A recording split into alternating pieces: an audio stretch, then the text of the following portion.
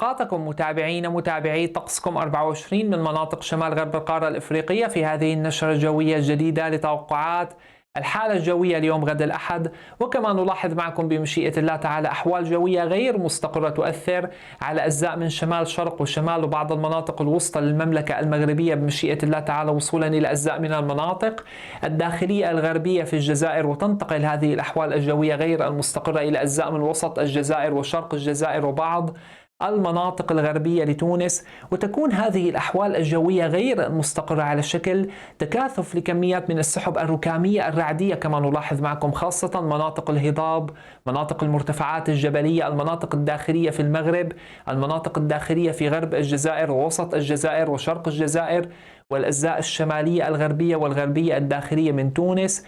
وتتشكل هذه السحب الركامية بشكل عشوائي ومفاجئ، معطية زخات مطرية رعدية ربما تغزر محليا بمشيئة الله تعالى في بعض المناطق الشمالية والوسطى للمملكة المغربية، وربما بعض المناطق الوسطى للجزائر وأجزاء من غرب الجزائر، لكن ليس شرط أن تشمل كافة المناطق. لا يمكن صراحة تحديد الأماكن بدقة. هذه العواصف الرعدية الصيفية صعبة للغاية أماكن التوقع، ربما تأتي في غرب الجزائر، ربما في وسط الجزائر، ربما على سبيل المثال مدينة ما في الجزائر تهطل الأمطار الغزيرة في شرقها ولا تهطل في غربها. إذن لا يمكن تماما التنبؤ بأماكن نشوء هذه العواصف الرعدية، وبالتالي أي منطقة في شمال أو وسط المملكة المغربية، غرب الجزائر، وسط الجزائر، شرق الجزائر، الأجزاء الغربية الوسطى لتونس والشمالية الغربية ربما تشهد تشكلا لسحب رعدية ماطرة بشكل متفرق بمشيئة الله تعالى. كذلك الحال نلاحظ معكم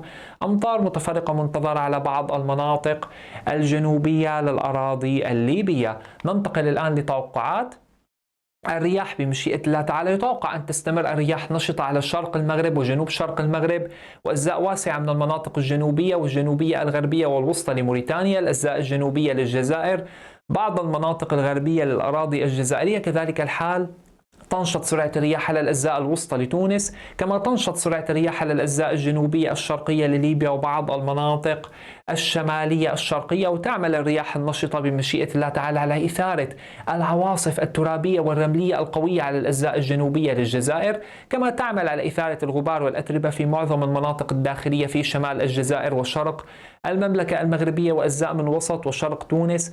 ربما تكون العواصف الرملية قوية محليا في بعض المناطق الشرقية الوسطى لتونس، كما تستمر الأجواء مغبرة على الأجزاء الجنوبية والجنوبية الشرقية للأراضي الليبية وبعض المناطق الوسطى، وتستمر أيضا الأجواء مغبرة بمشيئة الله تعالى على الأجزاء الغربية والجنوبية الغربية لموريتانيا وجنوب الصحراء وبعض المناطق الجنوبية لموريتانيا بشكل كبير، لكن تركيز الغبار يكون أقل وعلى فترات في بقية مناطق الأراضي الموريتانية. ننتقل الآن لتوقعات الرطوبة النسبية. يتوقع بمشيئة الله تعالى أن ترتفع نسب الرطوبة مقابل السواحل الغربية والشمالية الغربية للمملكة المغربية. كذلك الحال بعض المناطق الشمالية الغربية للجزائر، كما ترتفع نسب الرطوبة على أقصى الساحل الشرقي في ليبيا وبعض المناطق الغربية من الساحل الشرقي الليبي. ويعمل هذا الأمر على نشوء السحب المنخفضة والضبابية مع ساعات الفجر والصباح الباكر. إذا إلى هنا أحبتنا الكرام نصل معكم إلى ختام هذه النشرة الجوية، والآن إلى درجات الحرارة المتوقعة غدا، والسلام عليكم ورحمة الله وبركاته.